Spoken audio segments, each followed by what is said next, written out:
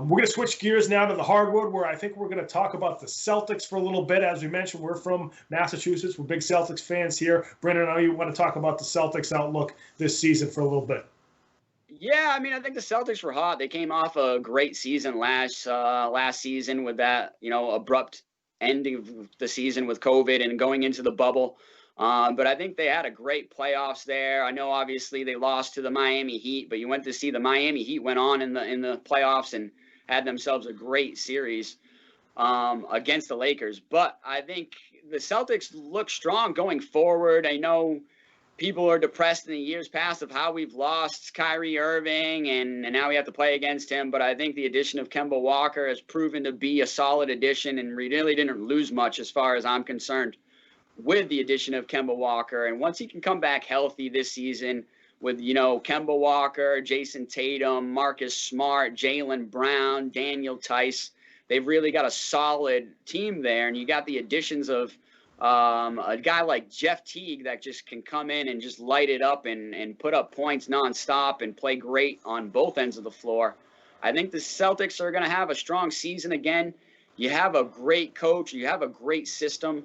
So I think you like I said, expect a strong season from them again. I expect to see them in the playoffs again, and hopefully they can do some damage going forward in the East.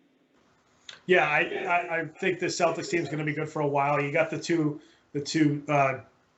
solid players in Jaylen Brown and Jason Tatum, who are going to continue to get better. Everybody talks about their age, and I know it gets annoying sometimes, but yes, they're only 23 and 22, and they are going to get better as their careers move on. Kind of like, I'm not comparing them to these two guys, but Steph Curry and Klay Thompson didn't win a championship their second and third years in the NBA. It was 3 or 4 years down the road, and then when some more veterans were acquired on Golden State, that's when they started to develop into a championship caliber team. I think one thing with the Celtics is when you do lose Gordon Hayward, who actually people forget he was playing really well at the beginning of last season, and then he broke his hand, and then it was just the injuries continued for that guy, and things just never really fit with Gordon Hayward. But he was a ball handler and creator that they are sort of.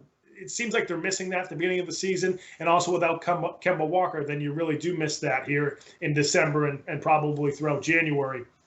So I think the Celtics are gonna not struggle. I think they're gonna be fine, but I don't think they're gonna be, a month, 2 months into the season, I don't think they're going to be a top 4 or 5 team just because they're resting some guys. Tristan Thompson's getting some time off actually tonight, and he's a veteran, so he needs some time to rest, and because of that condensed schedule. And then also Tatum and Brown are probably going to have to get some days of rest as well. Even as good a shape as those guys are in, as young as those guys are, they had a very short offseason. Like we mentioned at the top of the show, the NBA's offseason was really, really quick, and then they're going to rely on some rookies, a lot during the season because of the schedule. Peyton Pritchard's looked really, really good as the backup point guard for the Celtics this season. He looks like he's, because he was a 4-year senior, I think it was a lot easier for him to kind of jump in with all of his experience. I'd like to see Aaron Nesmith play a little bit more. They definitely need some perimeter shooting from someone on this team. So I think Nesmith, if he can get some time, will help that. Robert Williams needs to keep playing. I mean, the guy has skills. He has talent.